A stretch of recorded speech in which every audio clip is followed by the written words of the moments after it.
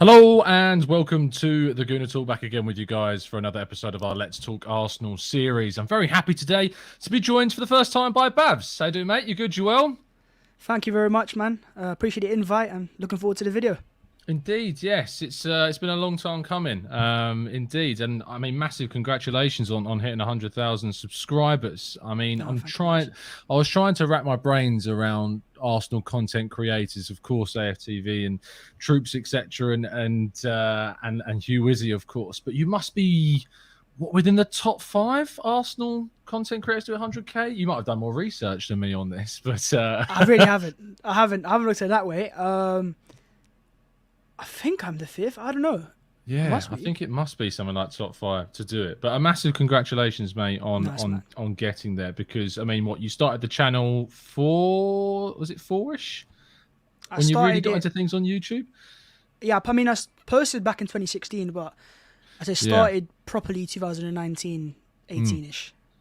Yeah, so 3-4 years ago, and it's grown ridiculously in that time. And I have to say, the quality of the videos that you put out, I could only dream of having the editing and graphic skills that you do to put the videos out. But in terms of kind of a process of how they go down, obviously we do a daily news show on here, but it's very much me just talking to the camera for half an hour.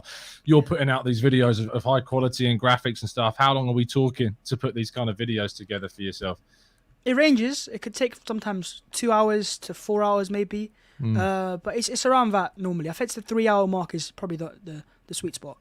Indeed, yeah, it's a lot of commitment and work that goes into it, and it shows. So yeah, brilliant stuff, mate. And I'm looking forward to getting into this conversation with yourself about a lot of topics. Before we do, though, for those that are not aware right now, unfortunately, there is some sad news to kick off the show. Well-known Arsenal supporter Maria Petri has sadly passed away, to our understanding. There's been an amazing kind of response on social media from Arsenal players, current and past, to a fan in Maria who was, in terms of the ultimate fan, she really did encompass that. Bhavs, I mean, I'm sure you're aware of Maria and some of her stuff, but amazing commitment to a lifetime of being an Arsenal supporter. Yeah, no, iconic voice. If you go to any Arsenal games over the women's side, if you go to Meadow Park or even if you go to the games that played at the Emirates, I mean, her voice you could just hear, and it's like it's very infectious. And it's sad news and it's devastating. And massive Arsenal fan, and obviously a great person as well. Absolutely, well said. And our thoughts are certainly with her family and friends close to her during this difficult time. But there are some amazing videos. I remember gold.com did an exclusive video all around her for you to check out, and I recommend that you do, because it really would give you some education about who exactly Maria Petri was. But rest in peace, Maria, and again, thoughts are with yourselves and your family. So let's move on to some more happier news in regards to Arsenal. And there seems to be some really big signs that William Saliba, Bhavs, is about to have his new contract announced. We don't know when it's going to happen, but according to Freddie Paxton, of course, on Twitter today, breaking that news, that the understanding was that positive talks went down before the US tour took place, and then since the US tour's gone on, an agreement has been reached with the player, and an expectation over announcement should come before, hopefully, the end of the window, maybe even before the start of the season. But how big of a deal is this for Arsenal? No, when I saw the news in the morning, I couldn't help but I'm smiling all day, because I'm very excited about Saliba, the player, because of watching him in the preseason is one thing, but last year in games for Marseille, I mean, he went toe to toe with Kylian Mbappe, and there's not many defenders, if any, that have done that. So to do that is one thing, and I mean, just think about how much he would have cost Arsenal if we had signed him this summer instead of having signed him in 2019. Liga Young Player of the Year, French international, 21 years of age. We are listing off one of the best young centre-backs, or best centre-backs in the world. And he's coming to Arsenal for nothing more than what we paid to him in 2019. So to get his contract sorted out, Arsenal have had a blinder here. They've signed him for a cheaper value. They've allowed him to develop away from the limelight of Arsenal and really, develop elsewhere, to the stage where he's now a full international defender and the best player in League One last season. And now he comes back to Arsenal as a far more, I say, experienced player, but also ready for the Premier League. So, I mean, I know obviously Mikel Arteta got a lot of stick for the way he dealt with him, and there are certain things he could have sorted out better, but in the grand scheme of things, once his contract is signed, hopefully, you've got one of the best young centre-backs who's got, I think, a whole season of 50, 60 games under his belt. That's amazing for a young player. Yeah, no, it is. When you think about how many games he's already played at such a young age and already in the French national team as well, that opportunity is mad when you consider it. It's ironic, of course, that Arsenal spent £50 million on a centre back that plays in the same position, last summer, and now we're going to see a competition between the two as to who's probably going to start at right centre back. But the thing that Saliba has in his court is the versatility to his game. Chat box, thank you so much for joining us. By the way, I am seeing your messages, and we are very aware. They must have known we were going live, Bhavs, because they've decided to announce, of course, Alexander Zinchenko is now very much an Arsenal player. Announcing it live whilst we are live. So, yes, I'm sure we'll talk a lot more about that in a little bit. I don't want to deviate from the flow of the conversation too much, but we will certainly get there, guys. But thank you for letting me know. So, yeah, I was talking there about his versatility, and ironically, that segues quite nicely into Zinchenko. But Saliba's versatility, he's played at right back for Marseille. He's played left centre back for Saint-Etienne and Nice. He's played majority of his games for Marseille at right centre back, but also played in the middle of a back three as a sweeper. There is an argument, I suppose, that with Tomiyasu's injury issues as they are, and with Cedric having so many question marks around him, and of course the starting centre-back pairing being Ben White and Gabriel for now, that there could be an opportunity to say Saliba could slot into that kind of disciplined hybrid right-back centre-back role that Tomiyasu's been deploying. How would you feel about that? I don't think you're far off, but I'd swap it around a little bit. I think Ben White's more suited to playing as that inverted right-back because... See, with Saliba, he's a very good 1v1 defender. And I like Ben White, but I think he's better at being front-footed and really nicking the ball and intercepting. Whereas when it comes to 1v1 defending, he can be caught out. So I'd rather Saliba be our last line of defence alongside Gabriel and then have Ben White as the inverted player who's actually able to go forwards a bit more. But also I think he's more comfortable in pressure, whereas Saliba's just a better defender when it comes to last man slide tackles. And if you're left 1v1, I'd rather have Saliba than Ben White. So I think, Ben White and Saliba can play together alongside Gabriel, and it'd be Gabriel's left centre-back, right centre-back Saliba, and inverted right-back Ben White. I think that works pretty well. Yeah, indeed. I think that either option can work. I think you've probably hit the nail on the head regarding Ben White. He's played more games than Saliba has at right back, and his versatility is certainly worth trying it. So maybe in that Crystal Palace game, we see a back four of Zinchenko, because if Tierney's not fit, and Zinchenko could come in, Gabriel, Saliba, and Ben White as the back four. I suppose we can't really put it off too much longer. The chat box is going mad, and we're going to tackle some of your thoughts about the signing of Zinchenko. But Bhavs, this was a deal that came out of nowhere from about May onwards. There was interest back in the start of the window towards the end of the season. It went very quiet as those links to Lisandro Martinez, of course, strengthened. And as Man United took hold of that situation, were willing to go to a silly figure, in my opinion, to get that deal done. Arsenal have swooped and pivoted very quickly to get Zinchenko. How happy are you about this deal? I'm excited about it.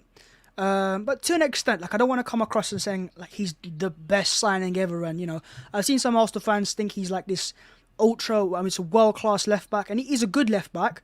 But also at the same time, he has deficiencies defensively. I don't think he's elite. And that's why I think Martinez may have suited better. But at the same time, for the experience you're getting, the price tag, and also the fact that when you've got the experience, you're coming into Arsenal, you won't need as much time to adapt. And I say that in our first game of the season, Crystal Palace away, it's difficult. So if you've got Lisandro Martinez coming for that game, he's not aware of the atmosphere and how it is to play at Palace. Whereas Zinchenko in games like that will go, I've been here before, I've done it, I won't be shocked by it. So I think it's a very good signing. And I think Kieran Tierney could be in a bit of trouble now because I think Zinchenko is more suited to what Arteta wants as that inverted left-back. And Tierney's very good going forwards, but Zinchenko maybe is better in terms of his numbers at least. And I think Tierney's a player who I'd love to keep obviously as a player, not just squad player, but character as well. But it's different profiles now. And maybe it's the games where in certain games you want a player that can overlap, it's Kieran Tierney. Whereas in certain games, if you want the extra control, I think Zinchenko's the one for you. Yeah, I think that Zinchenko adds, as you say, the inverted nature that Arteta is looking for in that left-sided fullback role. Tierney, if we remember, is one of the few players still in the Arsenal squad that was not one of those signed by Arteta. There are very few of those left within this group, and Zinchenko fulfills that. You can make an entire back five, including the goalkeeper now, of players that Arteta has signed. Then gradually that's bleeding into the midfield. Granit Xhaka's time at Arsenal will come to an end at some point. Perhaps even by Zinchenko, he has played in midfield a lot for Ukraine. I wrote a piece today for Football London talking about a game that he played against PSG in the Champions League in midfield for City and played brilliantly there. It was deputising because there was kind of a late injury issue with Phil Foden, and Guardiola decided to throw Zinchenko in last minute, and he ran the game brilliantly. So where do you kind of see the opportunities for him outside of that left back role? I think it is as a midfield 8 where Xhaka plays, and actually I'd say Xhaka's a better player in certain aspects, but Zinchenko would be better as a number 8 because he's just got a better turning radius. He's more agile. So when you're playing as a number 8, you need to be able to turn, and Odegaard can do it. Xhaka just naturally can't. That's not his fault. It's just how he's designed. I think maybe as a deep line player, Xhaka is more suited to it. But Zinchenko is what Arteta wants in Xhaka, but he has the extra speed, extra bit more, better physically in terms of able to turn and be agile and stuff. So I think as at number 8, he could thrive, and he's played there for Ukraine. He's done pretty well to a standard where I think in the Euros he was one of the best players for them. And I think that's something that in certain games where Tierney is playing, you could see Zinchenko start as well as that midfield 8. And it kind of makes me wonder if we've signed Zinchenko who can play there, will we sign Yuri Tielemans? Because it's two similar players in the sense they can both play there, and they're both controllers, not really attackers that want to create chances to score goals. Do you think that deal is, I don't want to use the word realistic because obviously it is, but do you think it's something that, does it worry you how long it's kind of taking, how long it's stalling, or do you think it's just kind of part and parcel of the amount of players Arsenal still need to move out from the club, especially in midfield with Torreira and Maitland-Niles? I've always thought he's an option. And I think at the start of the window, there was reporters that were saying he's our main target. I don't think it's the case because we can pay the price tag right now. And surely if he's your main target, you sign him straight away because you want him to come into the pre-season to adapt. And so when you're going into the season, you've got your first team ready. I think Tielemans is a player that they appreciate. And if they can reduce the price tag to 25, they'll sign him. But they've got other targets they're looking at. Maybe more attack version players like Lucas Paqueta. And I think he's just an option right now, and so I'm not really confident it happens anymore. But at the same time, because of the price tag and the player's desire, it could happen like that. And as Zinchenko has shown, and Vieira, when Arsenal want a player and they think he's worth that money, they will get it signed straight away. I mean, in terms of where he fits in, it's interesting because if I was looking at a midfielder that Arsenal were going to sign this summer, it's kind of split into two halves. When we do these shows, a lot of the chat books are very much looking at the idea of adding a goal scorer, into the midfield, looking at someone perhaps like a Milinkovic-Savic, like a Paqueta type player that's going to get you goals. Whereas others feel that bringing someone in that's going to reduce the gap when Thomas Partey is unavailable through injury, that gap between him and whoever comes in to deputise isn't as big. So where do you kind of see the priority midfield signing being, and in what area?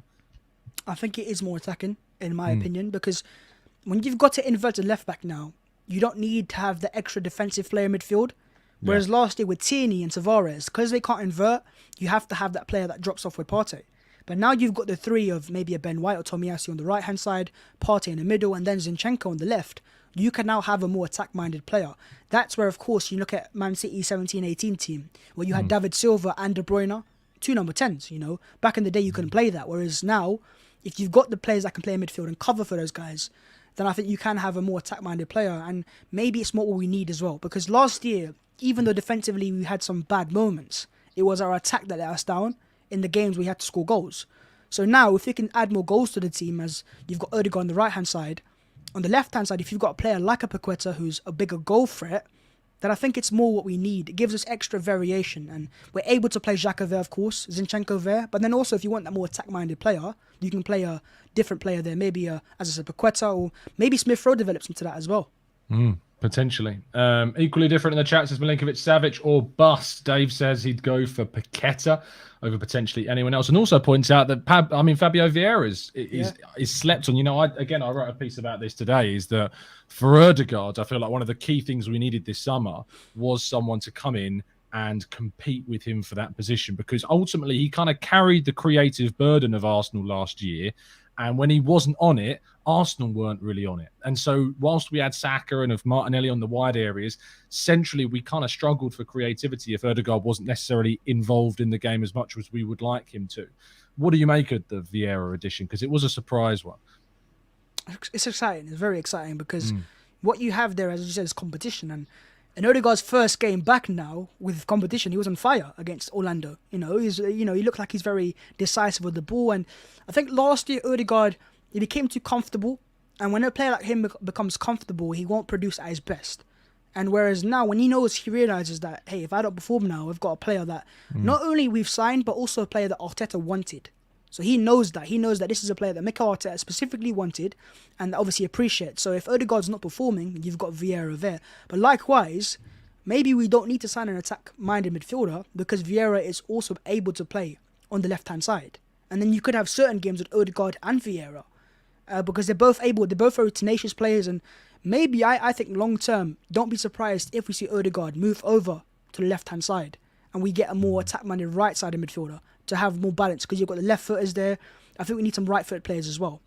Yeah, it's strange to have a high concentration of so many left-footed players in a squad. I think that Arteta likes Odegaard on the right because it allows him to cut inside and play that reverse pass back to Saka, who's obviously running around the defender on that right-hand side. But yeah, I think also that you can use the inversion on the left-hand side if you've, say, got a left footer in Odegaard there and then a right footer in Martinelli. Having that variation can help. Looking at those positions, Smith Rowe is a bit of an odd one out and becoming more of an odd one out as you look at how the squad is built. My hot take's been this summer that I think of all the players in the attacking lineup, I think Smith Rowe might be the one that struggles the most for minutes. Is this a concern that we've got, and should we be worried about potentially him falling away from first team plans so much so that he looks elsewhere? I don't think that far, but I do think you're right in a sense he won't be as much of a starter. But I look at it in a positive, now you've got a player of his quality who is an automatic starter. That means he's a squad player who can become a starter. And if we want to become like Liverpool and Man City, especially Man City, as fans, we have to be full squad depth. And it's not a matter of you can only have one good player in each position, which is what we've been, customized to over the years. Yeah. Smith Rowe is now an option that can play as a number 8, as a wide forward. And the fact that he was one of our top goal scorers last year and he's no longer a starter, it means that our team is getting better. And the level is being raised.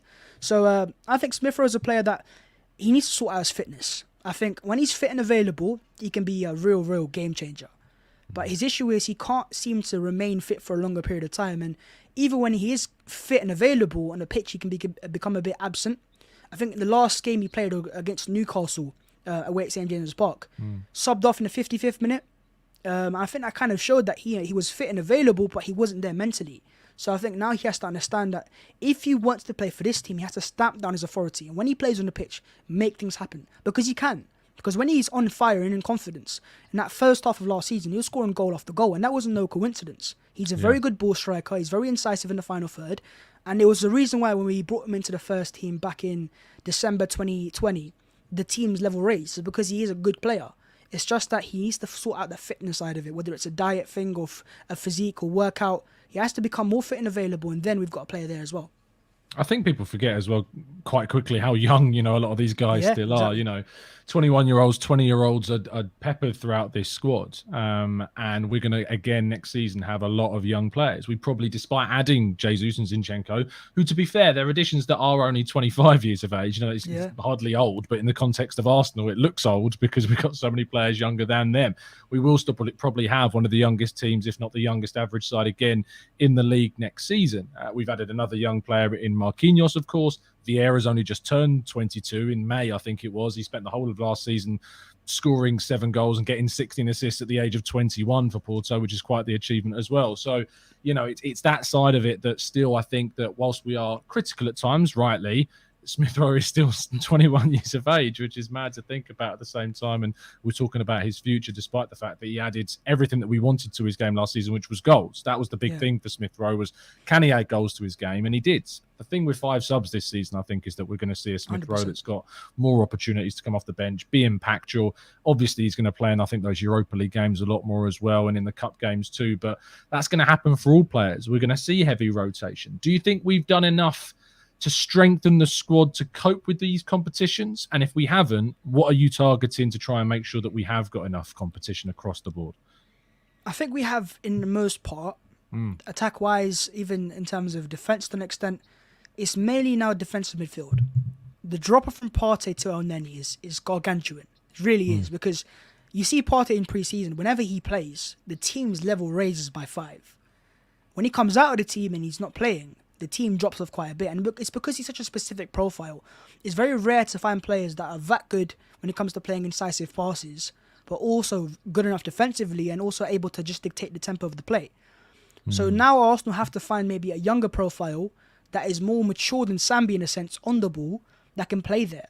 Because I think El Neni can play in certain games and he can do a job as long as the other players are fit as well. Because if you've got Zinchenko and Tomiyasu around him, he'll be fine. Yeah. But the issue is if you get more injuries, that drop-off's too massive. And I think that's one of the final positions that Arsenal have to strengthen squad-wise to really have a proper competitive squad and have, I'd say, 2 top players at least in each position. So, but the rest of it, I mean, going forwards, we've got options now. Nketiah has become this very good player, and Jesus as well. And I think on Nketiah, for me, I think he's actually one to watch because he can play in out wide and down the middle. And I think maybe that first game of the season, I know fans want to see Martinelli start and whoever, but I would not be surprised if we saw Jesus and Nketiah start together alongside Saka in the front three.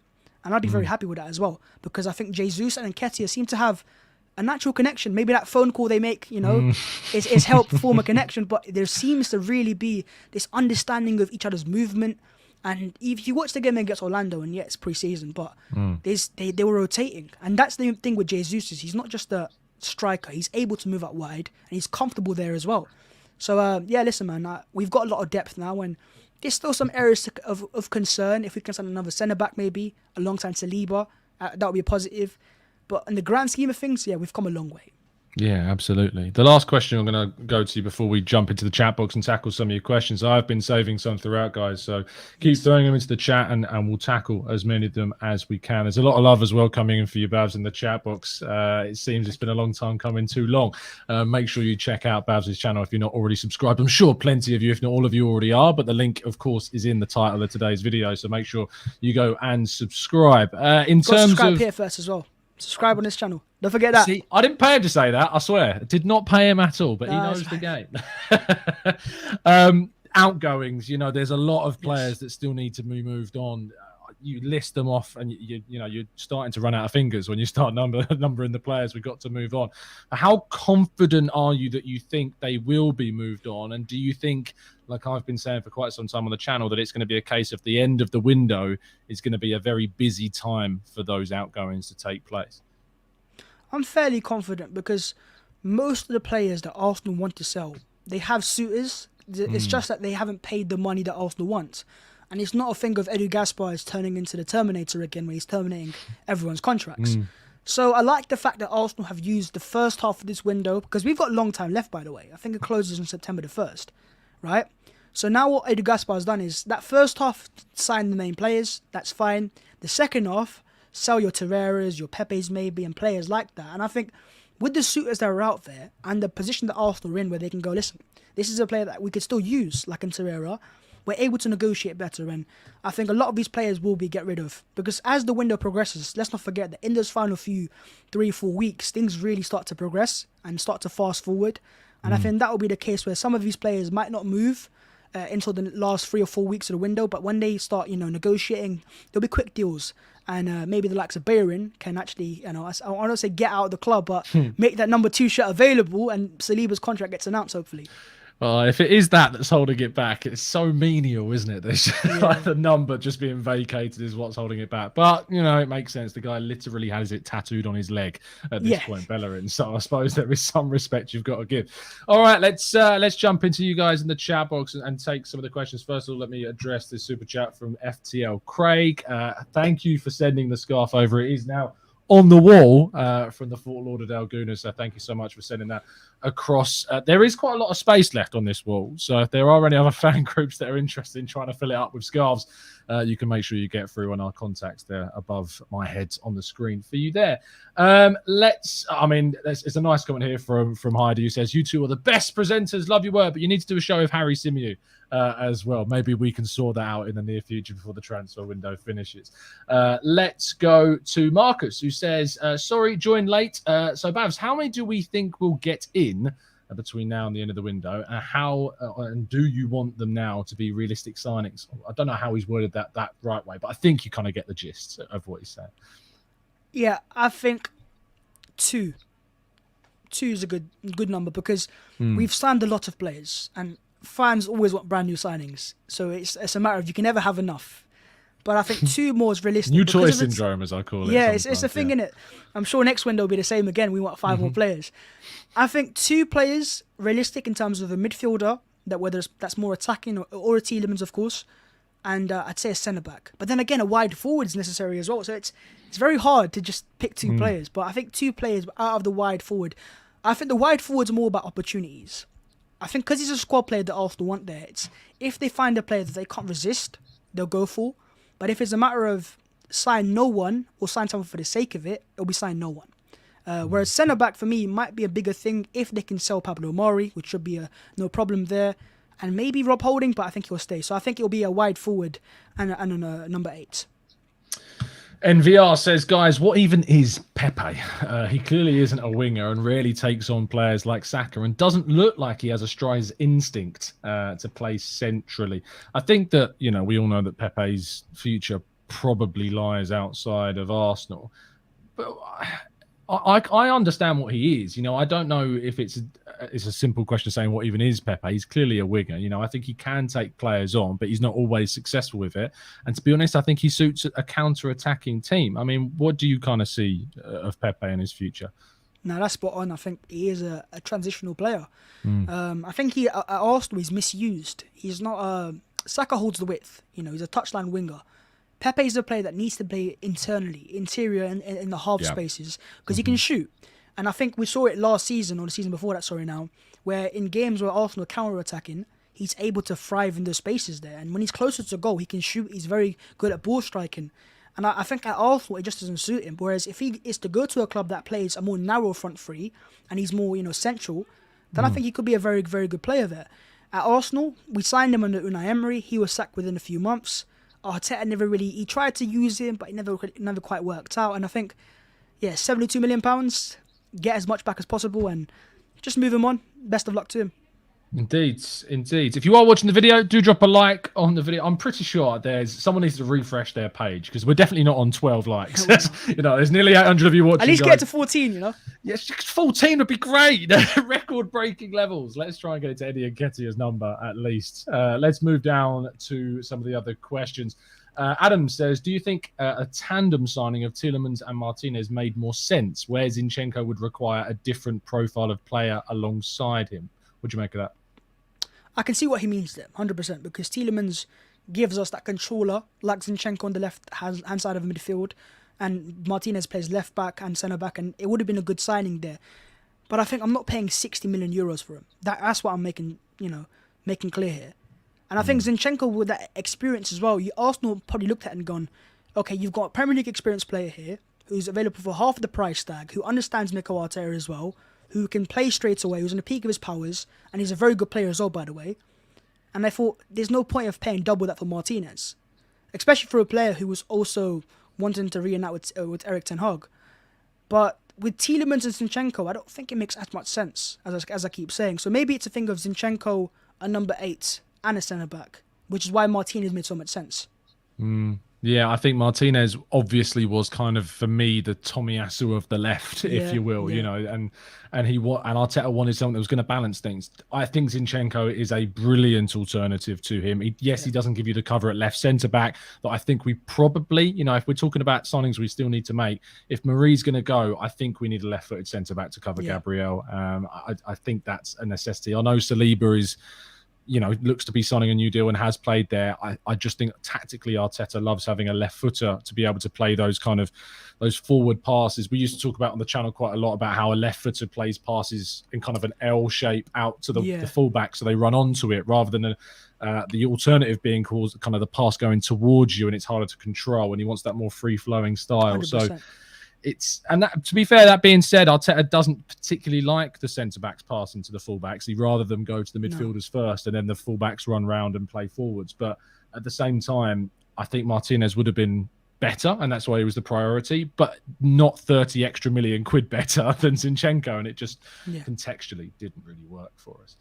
Ed says, is there a role for Marquinhos if there isn't a wide player brought in, like Martinelli in his first year, potentially? I think so. I think the fact they've kept him and so far not loaned him out, indicates that Arteta sees him as a part of the first team. Because there was some talk that when we signed him that he was going to go on loan straight away. Because you've seen that with what's his name, Austin Trusty, signed from the MLS. He's gone straight to Birmingham City. Yeah. So the fact that Arteta's kept him means that he's impressed as well. And maybe if we don't sign a wide forward, you might see Marquinhos play some games in the Europa League group stages. So potentially, I think so. Yeah, I'm really intrigued by him. When we saw a little cameo of him against Nuremberg, I was impressed at his energy, his pressing. You know, I think him being on the same field as Gabriel Jesus really kind of invigorated his game. So yeah, cup games, Europa League, possibly off the bench in those fixtures, maybe starting against some of the weaker sides in whatever group we end up going into is where we'll end up seeing him. An interesting question from Jack Burgess, who says, can we really go into the season with an injury-prone first choice left back and right back with poor backups in Tavares and Cedric? We need an upgrade. I mean, to be fair, Zinchenko, I think, is a very good competitor to left back. But focusing on that right back scenario, we discussed earlier on the potential of both Saliba and White to cover in that role should we need them. But is that enough to cover? I think the thing with Cedric Soares is I know a lot of our fans don't like him. And I think Arteta rates him that highly, but I think he still would turn to him more than Tavares. Cedric's he's not the best of players, but I also think he's a player that if the rest of the players are playing, and you've got the rest of the first teams are playing, he'll be fine, like El Neni. But if you see the left back drop off and the centre back drop off, Cedric can be exposed. But I think Ben White will play a lot more games next season as that inverted right back, and you know maybe we should sign a right back. I think they wanted to sign Livramento, but he got injured unfortunately. Yeah. So I think it was a matter of a right back would be nice, but it's not our priorities. Yeah, you're spot on about Livramento. The club were, to my understanding, very, very keen on him. And that injury really did unfortunately set things very differently for us. Perhaps the reason why there is a reluctance to go in for a right back this summer is because they see Cedric being enough for the next season. And then depending on how Livramento recovers from this serious injury, maybe they'll go back in for him again in the next summer transfer window. A couple more before we wrap things up at all. Says there are reports about Arsenal still being after a winger. I remember reading something from Fabrizio earlier on today saying he's still not 100% sure who this wide player is. There's been suggestions. My colleague Aaron Catterson-Reed put out a tweet earlier on today about potentially Cody Gakpo being that player. Who do you think the wide player might be? And secondly, who do you want it to be? Because they're two very different questions. I really don't know. I'm not Fabrizio Romano, but I really don't know. Because I could say anyone now, and knowing Arsenal, they pull someone out of the bag out of nowhere. Remember last season, Tomiyasu was barely linked to Arsenal, and then out of nowhere, deadline day, he's an Arsenal player. Yeah. I think I like Gakpo, and he is more of a left winger, which is what I want.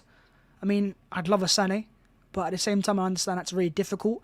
But I think the rumours that are coming out of Germany is that Bayern are really unhappy with him, and with the new contracts they give to Gnabry as well, that it'll be a massive contract that as well. And I wouldn't be surprised if he was available, but it's a matter of 26 years of age. Could be a good signing, but is it more because fans would be excited because they know him, and that the rest is he actually good enough to come into Arsenal right now and really raise our level for the price tag of 60-70 million pounds? Wide forwards are rare in the market for what Arsenal want. I wanted Moussa Diaby, but he's staying at Leverkusen now. So I don't know, man. I really don't know. Gakpo as well. I'm not totally convinced about Eredivisie attackers. I've seen Depay struggle. I've seen, Bergwijn come as well struggle. Yeah. So I really don't know, man. I can't lie. No, I'm glad you had the grounded view on Sané, to be honest, because you hear sometimes a name and it sparks an excitement because you've seen them in the Premier League and play for City and now Bayern. And Sané, don't get me wrong. Look, Sané is a great, great talent. But there is, for me, this lingering question mark over the guy since he went to Bayern. Have we seen the best of him? Have we seen what he did at Manchester City? Would he then come to Arsenal and benefit like he did at City, playing in a similar kind of system that Arteta wants to mirror? Ultimately, I'm not going to sit here and say Sané's not good enough for Arsenal because I think that would be mad. But I do think there is, as you've said there, a fair point of measure that needs to be appreciated with the potential signing, especially in context to how much you say. I think it could even be close to something like 80 odd million quid to get someone like Sané, because he has a long-term deal, I think, till 2025. So it would cost a serious amount of money. Let's go to M. Fawns, who says, Babs, what academy players you'd like to see break into the first team? This is an Arsenal strength that should be used this season. I would have said Marcelo Flores, but he's going to Oviedo. And then you've got Oviedo. Oviedo. I don't know what I got Oviedo from. No, I was thinking Edu at the end of the name. Yeah. It works. I would have said Hutchinson as well, but he's off to Chelsea. Yeah. I think Real Waters is the one because he was the only young Arsenal player that travelled to the Arsenal squad in pre-season. So I think that indicates that Arteta really likes him. And if we don't sign a centre-back, because I think he can play there as well, maybe we see him play more games in Europa League. Apart from that, there's not that many names that I think are that close. Miguel Aziz, I don't think he's ready either. But Patino would be a great example as a midfield 8 as well, I think. Maybe if we don't sign a Tielemans in Europa League games. But I think with Patino, because he's physically, I don't think, quite there just yet, Arteta's being very careful. It's a bit like how Pep was at Foden, where he wouldn't throw him in just straight away. But I think Patino and Real Waters are the ones to watch, in my opinion. Yeah, the other one I think would come forward is Brook Norton-Cuffy. Had a really good under-19s World Cup with England and a really good loan spell with Lincoln as well. I mean, I watched a few of the games for Lincoln, and it's when you know that a young guy is going to get somewhere, it's because at 19 years of age, you just stand head and shoulders above every senior player at League One level. Like that's what you want to see, and he just did that, so many times. Bhavs, thank you so much for taking the time out of your evening to join me for this chat. Absolute pleasure to speak to you. I'm sure it will not be for sure the last time you come onto the channel, but tell people where they can find you and what you're going to be up to, mate. They can find me on my at just over there, Bhavs14, on Twitter, Instagram, and YouTube. But I advise you, if you follow me on Twitter, be prepared for a lot of shameless tweets. On YouTube, I'm a bit more level-headed at least. So on those platforms, and share some content out today, hopefully with Zinchenko signing. And also, look, thank you for the invitation. I think I asked back in 2016. It was a DM. I said years and years ago. Yes, you did. I wasn't in charge of the channel, to my defense. It's been a long time coming. But I really appreciate this. Appreciate the work you do on this channel. So make sure you subscribe here as well, like the video and stuff. And we'll speak very, very soon.